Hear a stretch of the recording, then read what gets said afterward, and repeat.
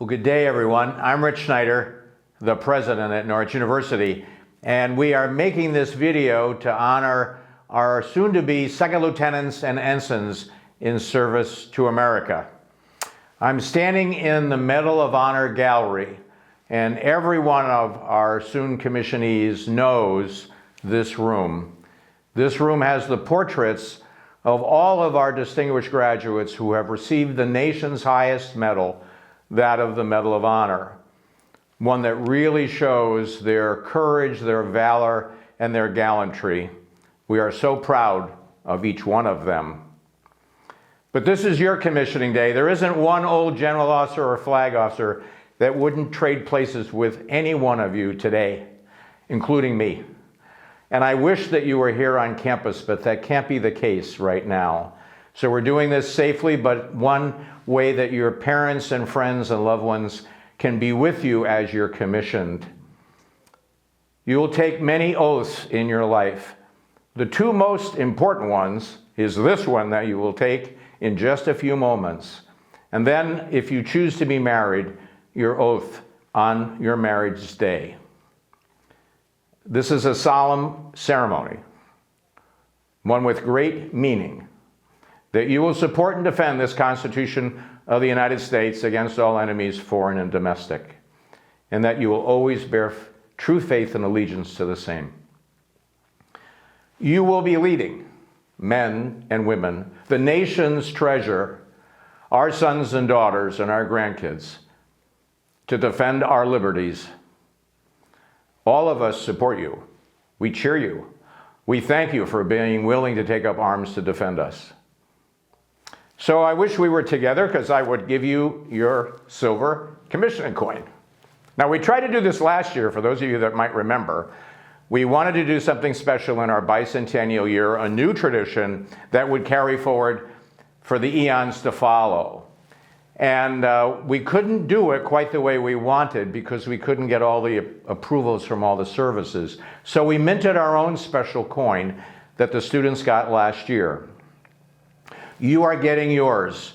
And I wanted to give you this in person, but we're going to have to mail this one to you too. But yours is a special coin. It's only for your class year. And there were just enough minted for every one of you, the class of 2020. You can acquire other ones for your family and friends, but they don't have the 2020 on it. That is your commissioning coin. You don't give that one away. You keep that one. That is a gift from Norwich to you. But you can buy other ones to give. For your first salute, though, you should give a U.S. minted silver dollar. That has been a tradition for a long time in the service. But these coins are for your family and friends to remember this special day.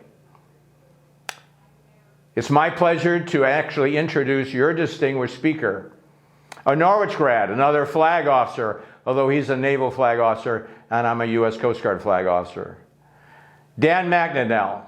He's an awesome guy and a great friend of mine and a wonderful speaker. Please welcome him. Well, hello everyone. Rear Admiral Dan McNadel here, Norwich class of 1985, reaching out to you virtually. President Schneider, thank you so much for that introduction and those kind words. And more importantly, everything that you've done for us and for Norwich over the past several decades.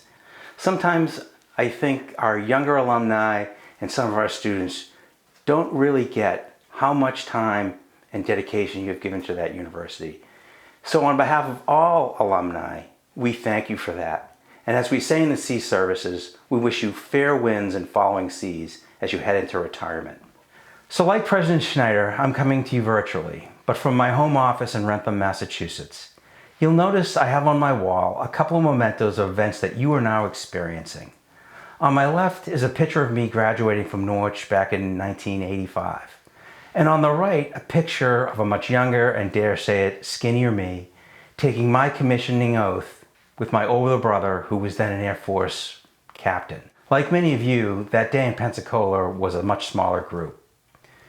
Finally, I went down to the basement and I pulled out these, my engine shoulder boards, probably a little bit more tarnished, but then again, they're 33 years old. So all of these things tie to two significant events in my life. Just as your graduation and your commissioning ceremonies are going to be instrumental and life-changing events for you. So you all have no idea how much I was looking forward to coming back to the Hill, getting to meet you and talk with you and give the address to you in person. But unfortunately, the current pandemic isn't going to allow us to have that happen. So that's okay, because even though we're separated, we know this is still a big deal for all of you, your family, and your friends. So we're going to press on in much smaller groups. Up front, congratulations on graduating from Norwich, a big deal in its own right. Lots of hard work. But I suspect as newly minted Norwich alumni, you're anxiously waiting to be commissioned. But I'd ask you to just take a couple of minutes to consider a couple of thoughts I'm going to put out to you. So first up, you're ready to take the oath. It's fairly short, only 74 words. But once you take it, you join the ranks of those of us, both past and present, that have chosen to serve our nation. Remember, you're now becoming part of the 1%, and that 1% protects the freedoms the other 99% enjoy. I have to tell you, oaths have existed throughout history, but ours is really unique. It has ties to our founding fathers and the early days of our republic. But most importantly, it's not just an oath or an allegiance to an individual or a monarchy or a political party, but to a document, our U.S. Constitution. It's a document that embodies the ideals of freedoms, liberties, and promises of our nation to its people. And that's why you're taking the oath today. We all take the same oath across all services, no matter where we earn our commission. And just as importantly, you're going to retake it every time you get promoted to the next higher rank. It can be tied to the ethos of each of your services. For us in the Navy, the oath reflects our Navy core values of honor, courage, and commitment. Honor, that I bear true faith and allegiance to the same. Courage, that I will support and defend the Constitution of the United States against all enemies, foreign and domestic. And commitment, that I take this obligation freely, without any mental reservation or purpose of evasion.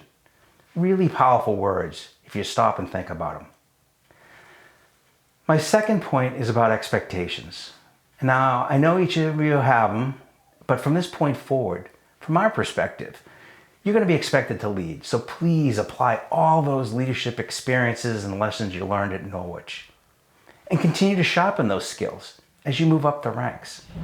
So it's true during your initial training, you're going to gain knowledge in certain fields. But trust me, as you move up the ranks, no matter what service, it's going to be all about leadership. Please keep that in mind. You also need to expect the unexpected. I have to tell you, when I raised my hand to support and defend the Constitution of the United States back in the mid-'80s, I couldn't have imagined the leaps that would be taken in technology. Back then, there were no PCs or laptops or cell phones or email or internet. Now look where we are.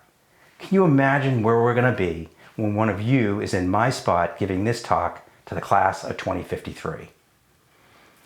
I also couldn't have imagined the places I'd be called to serve, like boots on ground in Afghanistan working for a NATO commander. Or my most recent assignment at the National Security Agency working for a 4-star Army general. But most importantly, I really couldn't have imagined all the amazing soldiers, sailors, Marines, airmen, and Coast Guardsmen that I would have the privilege to work with, and in some cases train and lead. We're a joint force, and it's a really small world. You won't just be working with or leading people just from your own service, or for that matter, your own country. You need to keep that in mind. Trust me, you're embarking on an awesome adventure. And as you embark on that adventure, know that I speak for all of us who currently serve when I say, welcome to the team, we're really proud of you, and we're honored to have you on that team. Try to enjoy the adventure. Now, third, I would like to take a moment to thank all the family and friends who helped get you to this important day. And all of you, you need to thank them as well for supporting you over all the years. A special shout out to the parents, grandparents, and significant others. I know you're really proud today. Please accept my personal thanks on behalf of the entire U.S. military. We thank you for the trust you've placed in us. And as a parent of 3 kids your officer's age, I know your kids are your most cherished possessions. Please know we take that trust extremely seriously. And I can promise you, we will provide these young officers with the finest training, a diverse and engaging culture, and the best technologies to not only make them successful, but to keep them as safe as possible, especially if they go in harm's way. Okay, second lieutenants and ensigns, it's time to bring it on home. Thanks again for allowing me to be part of your personal commissioning ceremony. It really is an honor for me to be a small part of it. Take a well-earned victory lap, but remember, back to today, the future of our Army, our Navy, our Marines, our Air Force, and our Coast Guard begins today, at this time, and at this place, with a simple oath. In the words of John F. Kennedy, the torch has been passed to a new generation of Americans. You are those Americans. Our future rests with all of you, our best and brightest that our country has to offer. And having met so many of you during your time at the WIC, I know we will be in great hands. You have this. Congratulations. Be safe, be healthy. Rebel Mac out.